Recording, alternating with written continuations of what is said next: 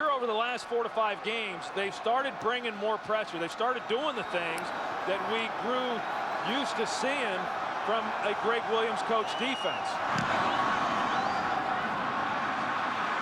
Antoine Randall on the Dallas side of the 50. Gets it just inside the 45, brought down by Tony Curtis. 12:45 left in this one. Redskins have it, up 17.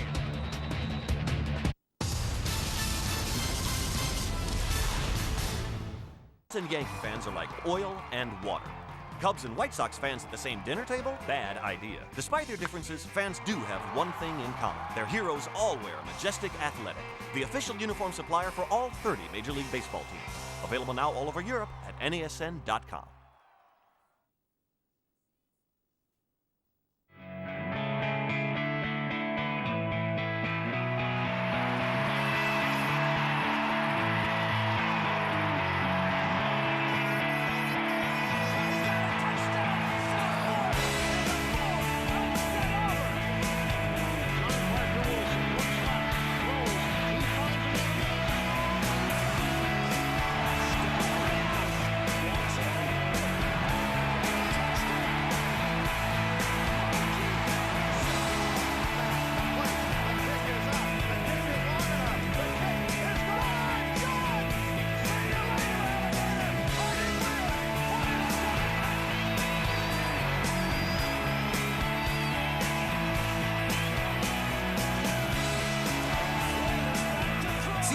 Best college football action live on NASN.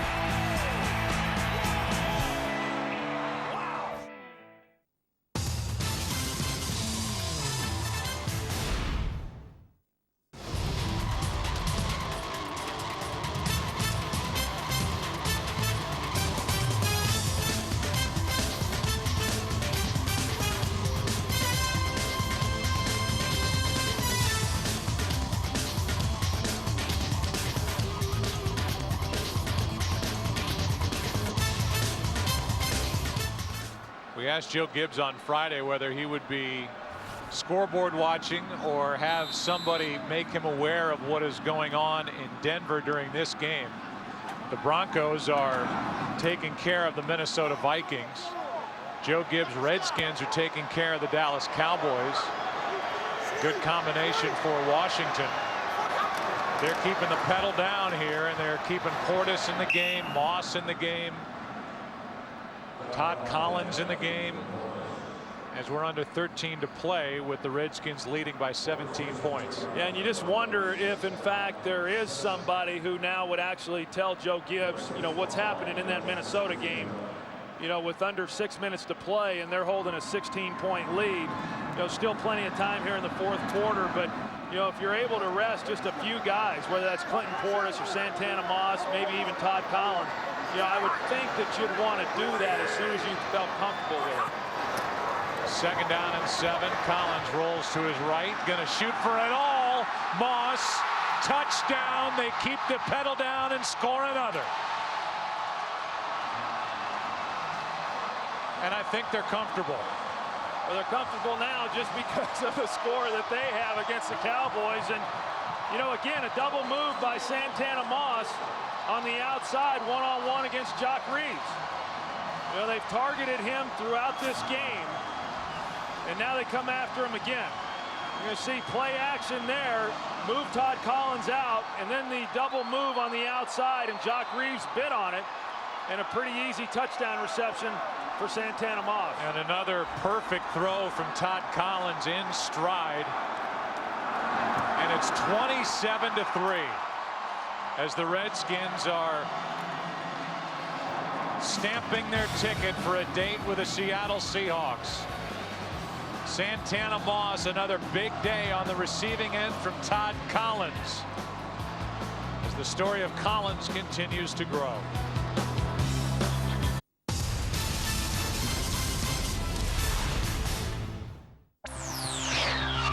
NASN Trivia Timeout. In 1967, what NFL coach had heating coils installed beneath his team's field to keep it from freezing? Stay tuned. The answer is coming up. Yes, it's a glove. It's a baseball glove. For Wilson gloves and much, much more, visit NASN.com, your home for North American sports merchandise. Let's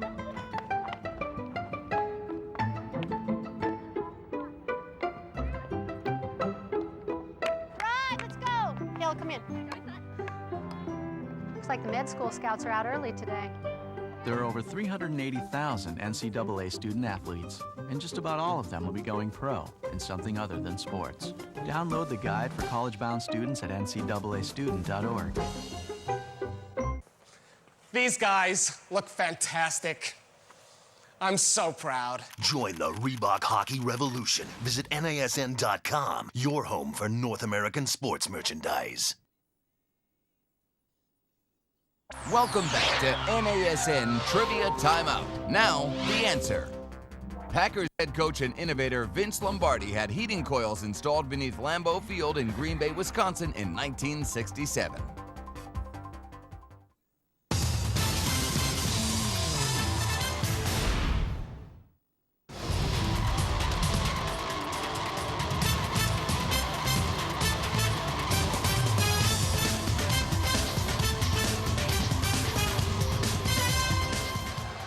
Todd Collins getting congratulations on the sideline. 5 touchdowns, a quarterback rating over 106, no interceptions, 888 yards, a great completion percentage.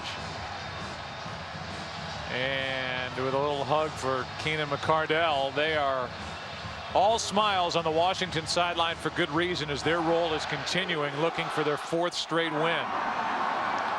Meanwhile, Dallas's 10-game road winning streak looking like it's about to come to an end as Austin carries it out just short of the 45-yard line. The latest and greatest from Todd Collins to Santana Moss, becoming quite a combination for the Redskins. Washington up 24.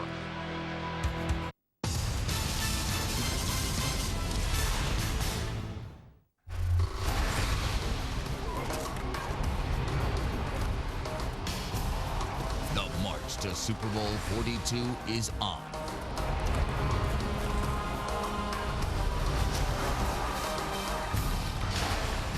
The field is set for the run to glory.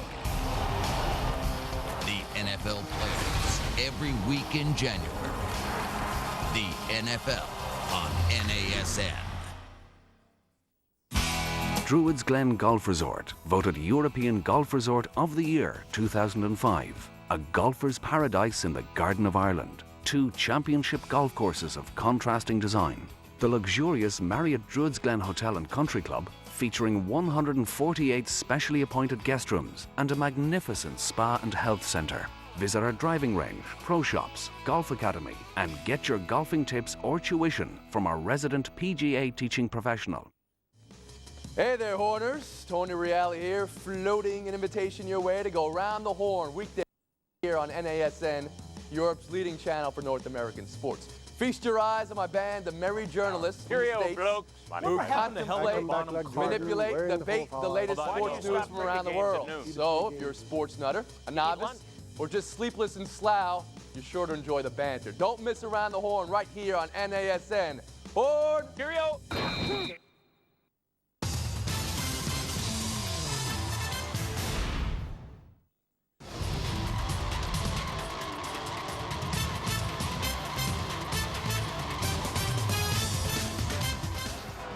Minnesota Vikings are down by 8 in Denver. The Washington Redskins are up 24 over Dallas, and Santana Moss.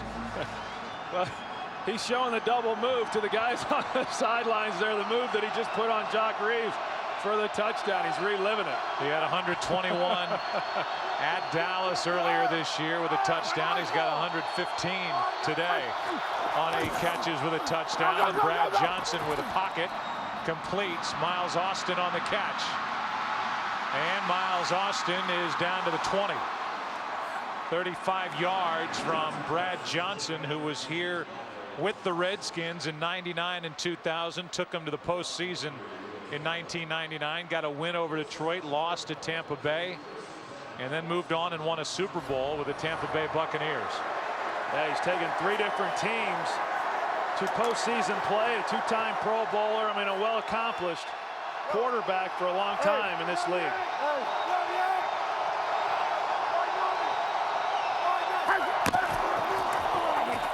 On first down, it's Julius Jones.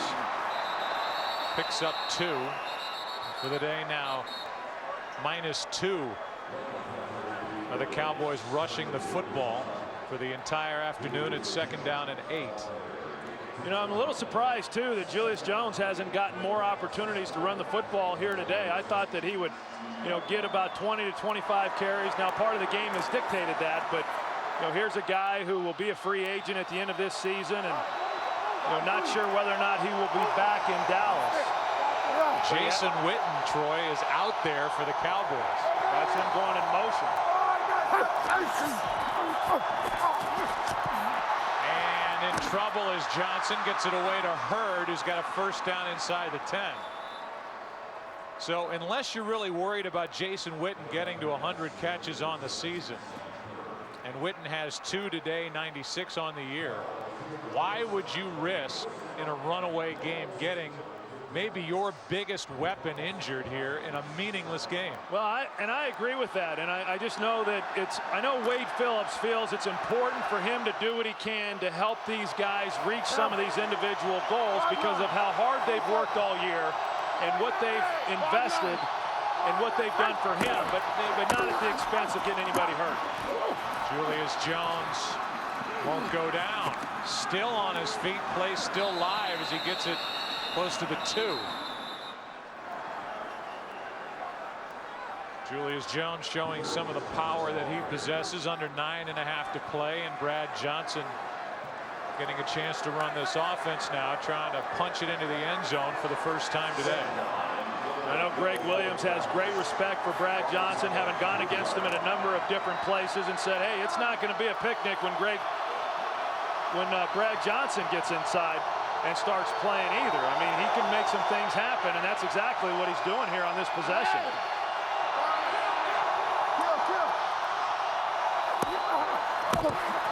Johnson throws, good pass, but dropped again by Austin. That's his 2nd drop, and Brad Johnson put that right where he wanted to. Yeah, that was a perfect throw. That's where this play's designed. You see him turn. He's expecting it there on his back shoulder. You know, come back towards the pylon and then make the reception, and he just failed to do it. But an excellent throw by Brad Johnson. So 6 drops today by the Cowboys. That hasn't helped. The Dallas so far with 143 total yards for the day.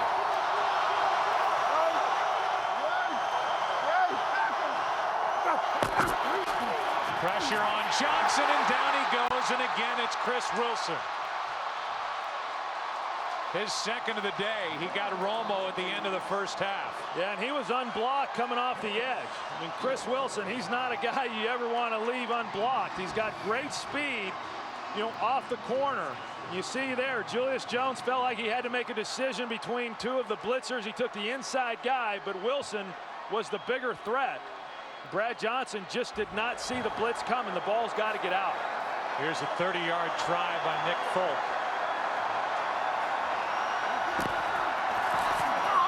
You think Greg Williams will take any pride that so far his defense has kept the Dallas Cowboys out of the end zone? 27-6. Redskins lead it with 8:42 left.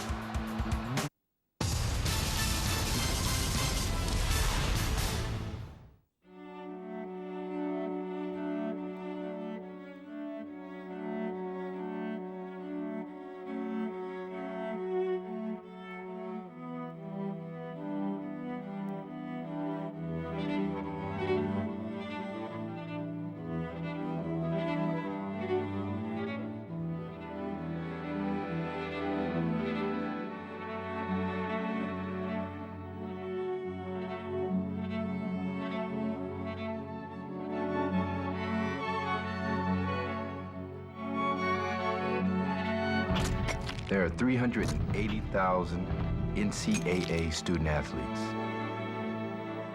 And most of us will go pro. Most of us will go pro in something other than sports. in something other than sports.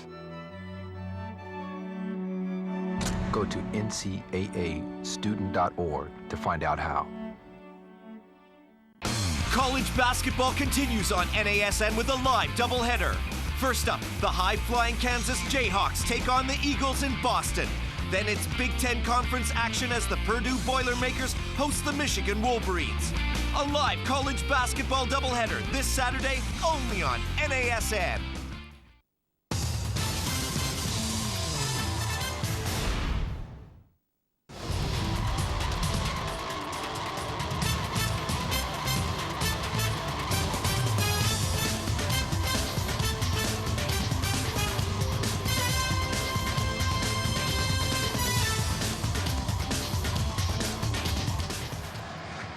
London Fletcher is like a coach on the field for Greg Williams. They were together in Buffalo. He's been such an overlooked and good middle linebacker since he came out of tiny John Carroll College and played for the St. Louis Rams. Was in the Super Bowl early in his career, and he's fighting to get back to the postseason for the first time in 6 years. This is Santana Moss on the kick return. The OT is coming up right after football. Let's find out what's coming our way. All right, thanks, guys. Coming up right after your game on the OT, scores, highlights, post-game interviews, and Terry, Howie, and Jimmy will preview all of next week's wildcard games. It's all on the OT right after you are done. But back to Joe, Troy, and Pam in Maryland right now. All right, Kurt, so we look forward to that. Meanwhile, the Washington Redskins may, at the end of the day, have needed to win to get into the playoffs, as the Vikings have just tied the Denver Broncos with 2:17 left. But here it's 27-6, a 21-point lead, and a timeout is taken. This is their first charge timeout. So Dallas defensively a bit confused and probably trying to get different bodies on the field. They have to spend a timeout prior to the first down play. The Dallas Cowboys are the #1 seed.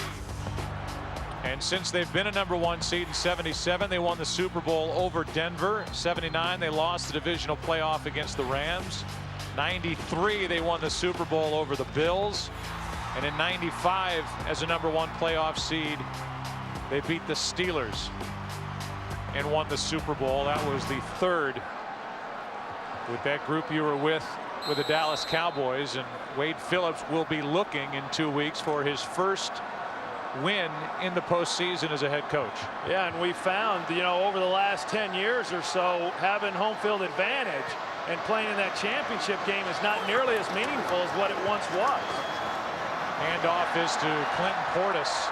Boy, he looks healthy, doesn't he? Bouncing all over the place. Picks up 7, and Justin Rogers on the tackle. Well, and I think that's the biggest thing about this Redskin team right now is the fact that, you know, their star players, the playmakers, are healthy. You know, we've talked about it a little bit through this game, but, you know, you get a healthy Clinton Portis and you get a healthy Santana Moss. I mean, you're going to be pretty productive on the offensive side of the ball, combining those two players with a guy like Chris Cooley creating those matchups. And then this offensive line coming together. And then again, I mean, Todd Collins, if he continues to throw the ball the way he's throwing it, they're going to be awfully tough to beat in postseason play. Adele Batts gets it, and he runs into Jason Hatcher. Meanwhile, with Portis, Troy over 100 on the day. He's the first 100-yard rusher against Dallas all season.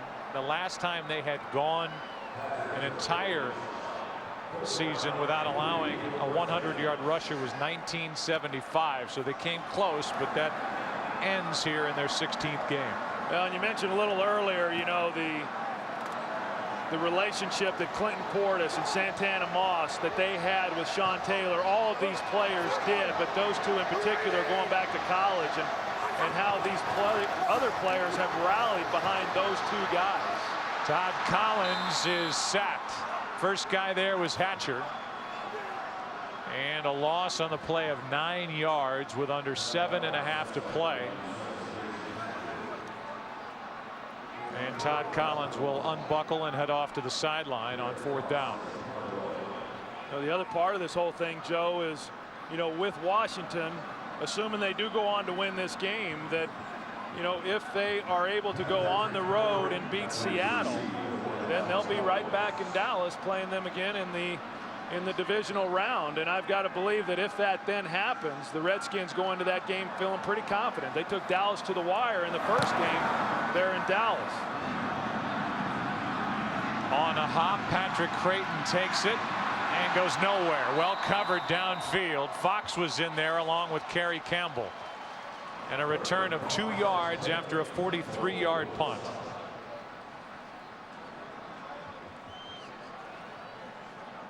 In that game, it was a 28-23 win for the Dallas Cowboys, and the single biggest difference maker as you look at the stats for this game in that one for Dallas was T.O. Terrell Owens had 8 catches, 175 yards, and 4 touchdowns in that game. And the Dallas Cowboys hope that he gets over that high left ankle sprain in time to get back into that divisional series game, divisional round. And that's a concern, and it should be. Julius Jones runs into the arms of Montgomery. And they just can't run the ball anywhere against this Washington front four. No, and really not a lot of teams have. I mean, looking at Washington and the job that they've done really pretty much all season in run defense, they've been pretty good. And then last week, I know they presented a lot of different looks for the Minnesota Vikings. They come in with 5 down defensive linemen, 4 linebackers, and they did a good job against that group. So, for those that say, hey, you win in postseason with the running game, well, I think teams that are playing the Redskins better think otherwise.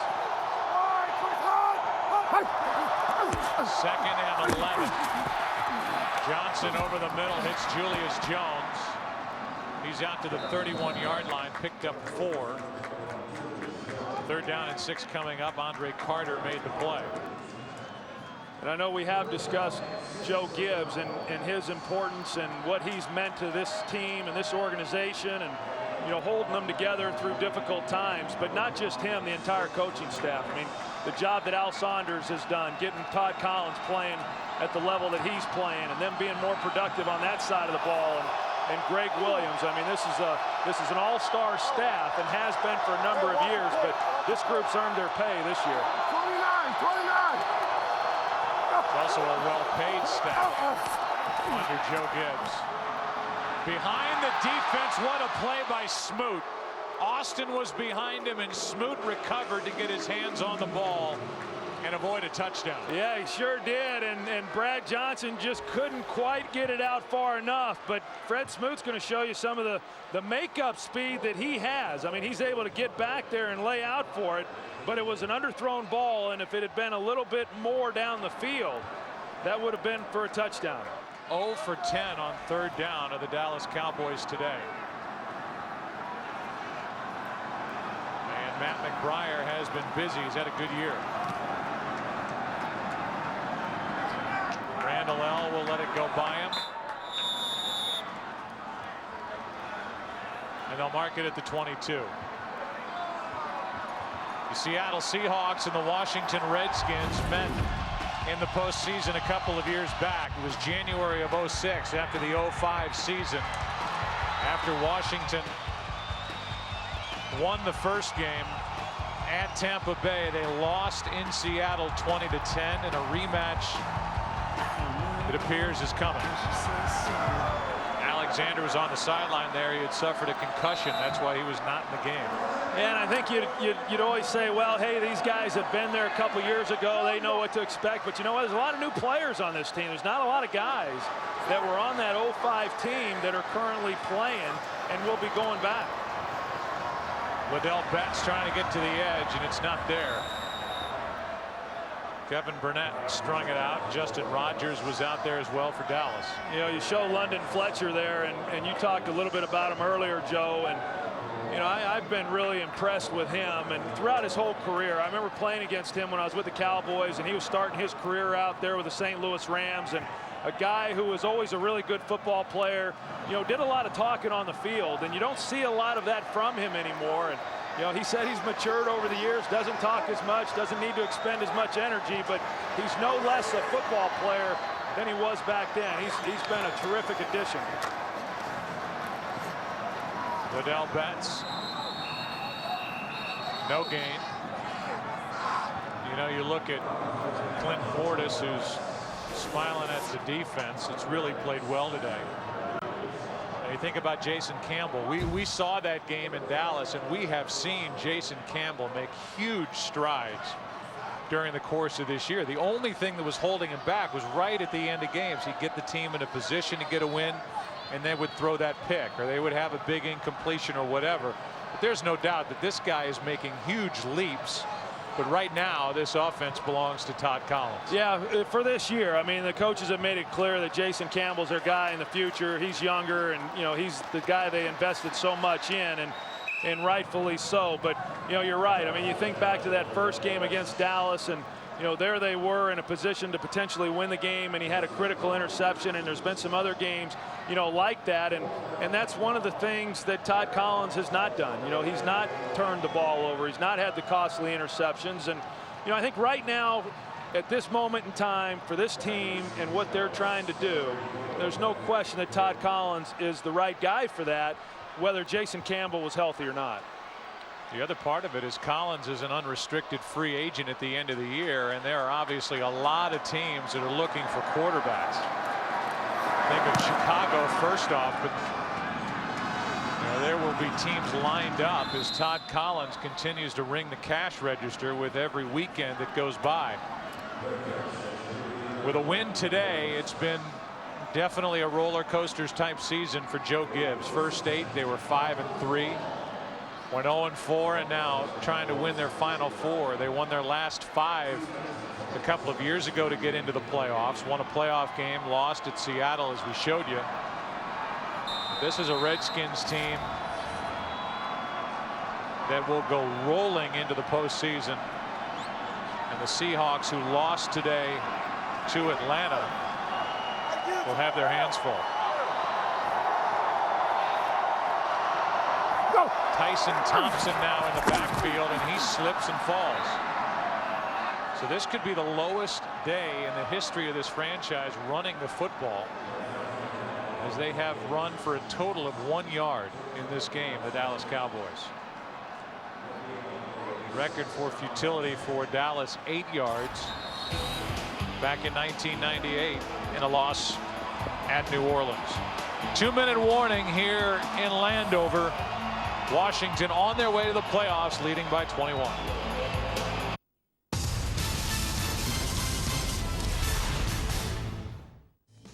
Hey there, Horners. Tony Reale here, floating an invitation your way to go around the horn weekdays right here on NASN, Europe's leading channel for North American sports. Feast your eyes on my band, the Merry Journalists, who contemplate, manipulate, debate the latest sports news from around the world. So, if you're a sports nutter, a novice, or just sleepless in Slough, you're sure to enjoy the banter. Don't miss Around the Horn right here on NASN. Horn! Cheerio!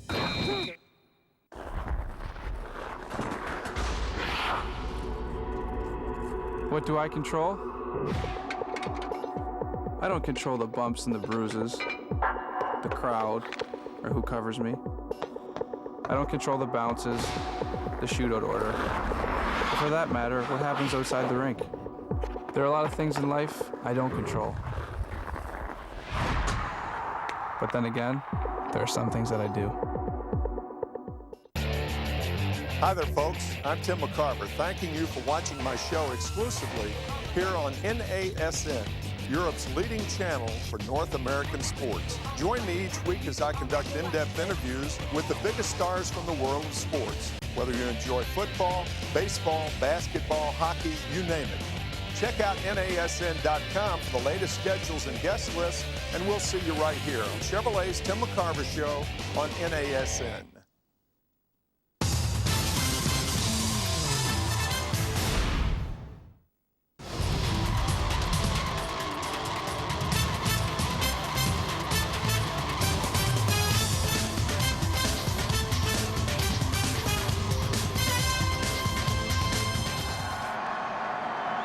Two minutes left Dallas with the football.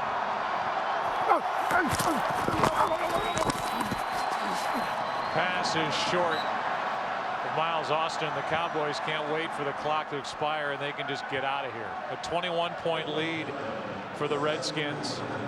It's been a big day, all three phases of the game for Washington. And Dallas will have a lot of work to do to get some momentum back before their first postseason game in 2 weeks. At home. A #1 seed, but not playing like it for the last 4 games. Hold! Hold!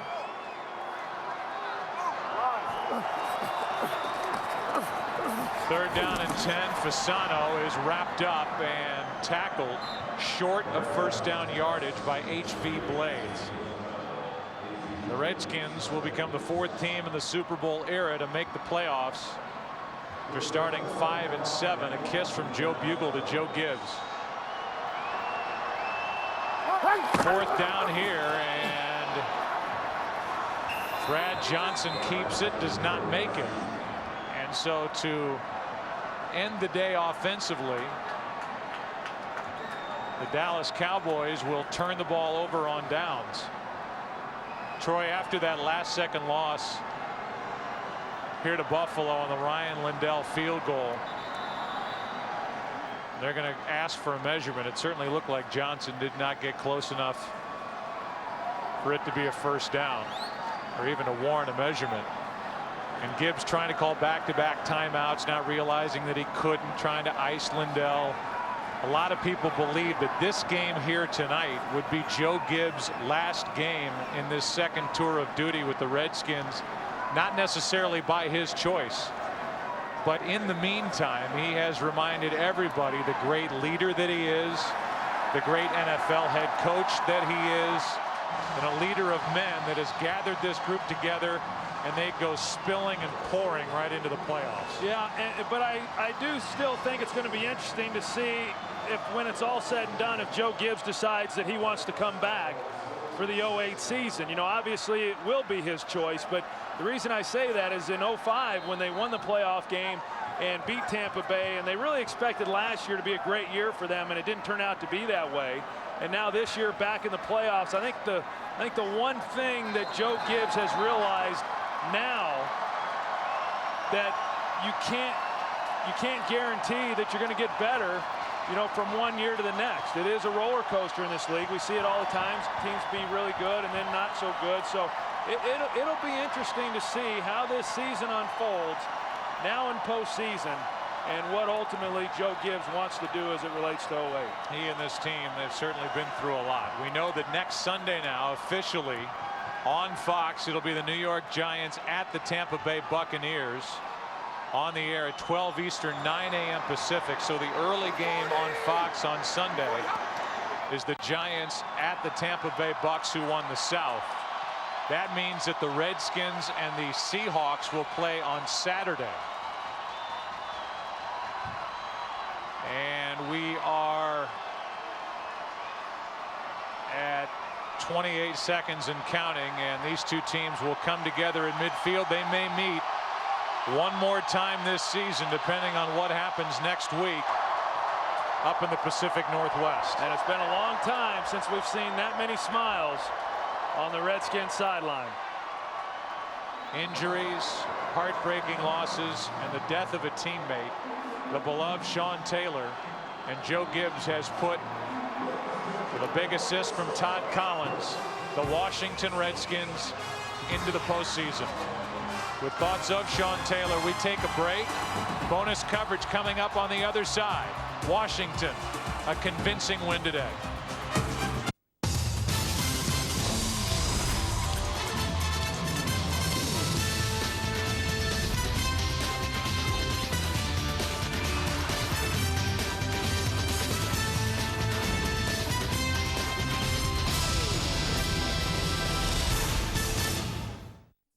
See how you guys compete. Even when you're down, and even when it looks like this game may be out of reach, did these guys hang it up and throw in the towel, or do they keep competing? And Grant Gregory has not let his offense take it off. They've gone out there and competed, and they've found a way to get in the end zone. First touchdown in the career of A.J. Love. Alvarado kicks it up and good. And let's go downstairs and check in with Sam. And Craig, it's Dennis Dixon here. Keep him busy on the sideline. You're trying to signal in the plays here and being a mentor. How important is it for you to just stay involved in the game? It's good. I mean, I had this brought upon me when I was growing up too. Kellen Clemens guided me through the process, and I just figured I'd just return the favor. Now, Justin Roper didn't seem nervous going into this game. What did you tell him before this one? Tell him just to have fun. I mean, stay calm, cool, and collected. I mean, just go and practice. It's nothing. It's nothing but practice. People filled up the stadium, that's all. What is he doing right this afternoon? I beg your pardon? What is he doing correct this afternoon? Not turning the ball over, which is good, which is giving us a shot to make plays. Now, you actually partially tore the ligament in your knee in the Arizona State game, then played in the Arizona game before you actually went down. You made that decision. If you had to do it all over again, would you still make that decision? I'd make it again. I don't regret anything. I mean, at that point, I felt as if my knee was stable. I feel confident on the first scored touchdown, running touchdown. I mean, it's just one freak accident, that's all. Dennis, thank you. Good luck in the future. Thank you. Craig? All right, Sam, thank you. Dennis Dixon. Yeah, a lot of people forget, injured at during the Arizona State game, and that knee buckled again and gave way against Arizona November 15th, taking one of the top premier quarterbacks out of the game.